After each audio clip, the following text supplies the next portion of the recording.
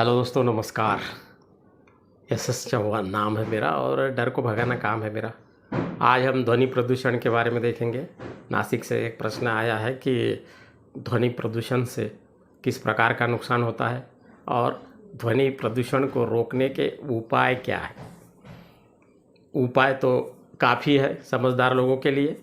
और ये जो ध्वनि प्रदूषण है जगह जगह पर होता है। आजकल शादी का मौसम है, इसमें डीजे बैंड पार्टी इसका आयोजन किया जाता है और जम के आवाज़ आती है। डीजे की आवाज़ तो सबसे ज़्यादा रहती है, उससे भी सबसे ज़्यादा प्रदूषण होता है।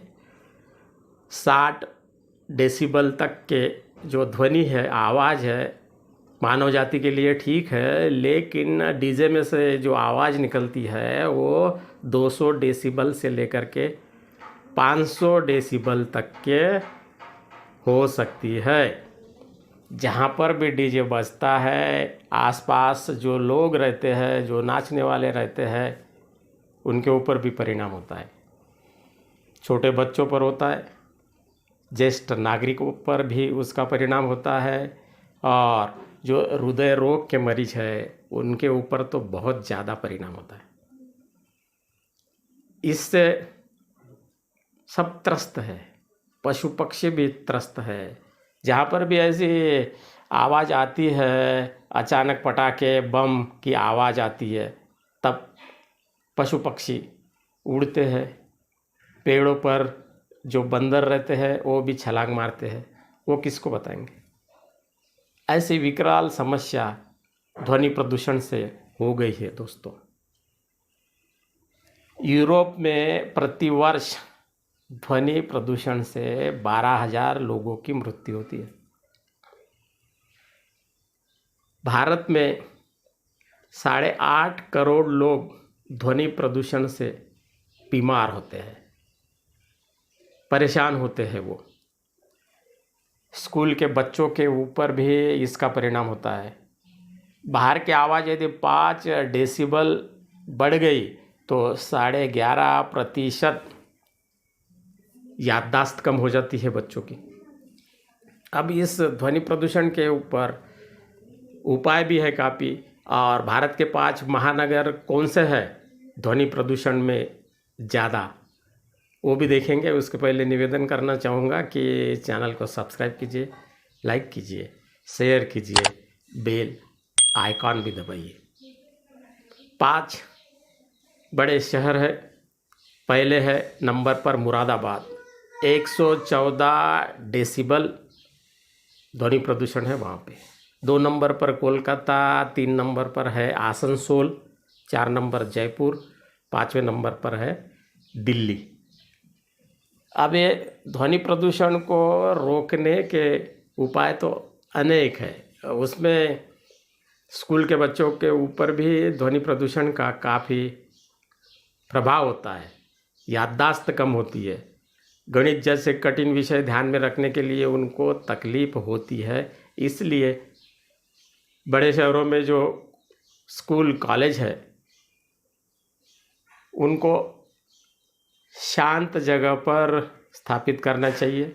उनके आसपास साइलेंट जोन घोषित करना चाहिए। कोई वहाँ पर पटाखे नहीं जलाएगा और डीजे वीजे जैसी ये जो ध्वनि प्रदूषण फैलाने वाली बातें हैं वो नहीं करेगा।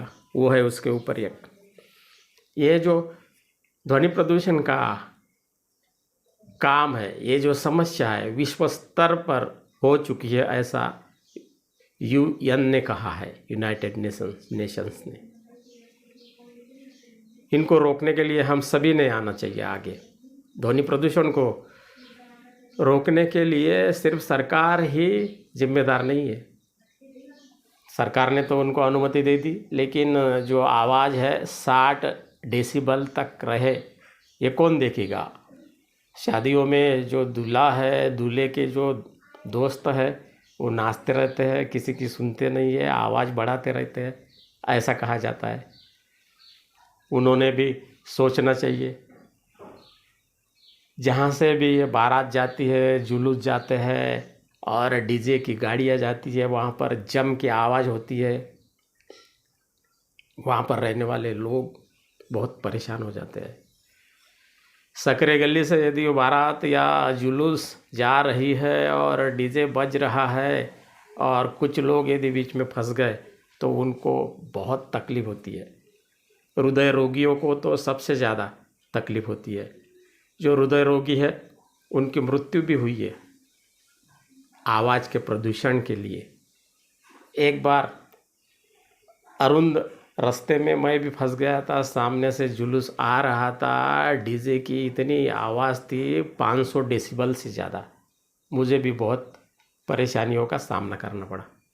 ऐसे बहुत से नागरिक हैं, उनको तकलीफ़ होती है। सिर्फ सरकार ने अनुमति दे दी है और चुपचाप बैठ गए, ऐसा नहीं है। बहुत से ऐसे वाहन हैं, उनसे भी आवाज़ बहुत ज़्यादा आती है। जो टू व्हीलर है उनको कौन रोकेगा? सामाजिक जिम्मेदारी क्या है हमारी कि हमारे आवाज़ से किसी को नुकसान तो नहीं पहुंच रहा है, ऐसा कौन सोचेगा? हम सभी ने सोचना चाहिए। ध्वनि प्रदूषण करने वाले जो वाहन हैं उनका प्रोडक्शन बंद कर दीजिए, एक ही उपाय है फिर उसके लिए। यदि अनुमति देते हो तो नियमों का पालन हो, ये भी हमें देखना पड़ेगा। हम सभी की जिम्मेदारी है, कौन इसे देखेगा? विश्व स्तर की ये जो समस्या है इसे रोकने की बहुत आवश्यकता है दोस्तों। ईएनटी वाले डॉक्टर के पास में बहरे लोगों की संख्या बढ़ गई है, मरीजों की। वो जाते हैं, किसी को सुनाई नहीं देता है, किसी को थोड़ा सा सुनाई देता है। किसके कारण बढ़ी ये संख्या? ध्वनि प्रदूषण के कारण, साउंड पोल्यूशन के कारण। दिन ब दिन सुख चैन की चीज़ें बढ़ रही है, एंजॉयमेंट बढ़ रहा है। एंजॉयमेंट कीजिए, लेकिन उसका दूसरे को क्या नुकसान होता है ये भी हमें देखना पड़ेगा। कोई किसी की यदि नहीं सुनेगा तो फिर क्या होगा इस मानव जाति का? कवि प्रभदीप जी ने गाने के द्वारा कहा था एक बार कि देख तेरे इंसान की हालत क्या हो गई भगवान, कितना बदल गया इंसान। तो हम कितने बदल गए हैं? सिर्फ आवाज़ करने से, तामझाम करने से हम सुधर गए क्या? नहीं। जब तक कि हम यह नहीं सोचेंगे कि हमारे पड़ोसियों को हमारे आवाज़ के कारण तकलीफ़ तो नहीं हो रही है, आने जाने वाले को तो तकलीफ़ नहीं हो रही है, और उस हिसाब से हम यदि काम करेंगे, संगीत का आनंद लेंगे, तो हम कह सकते हैं कि हम सुधर गए। सिर्फ पैसा आने से, तामझाम आने से हम नहीं सुधर सकते।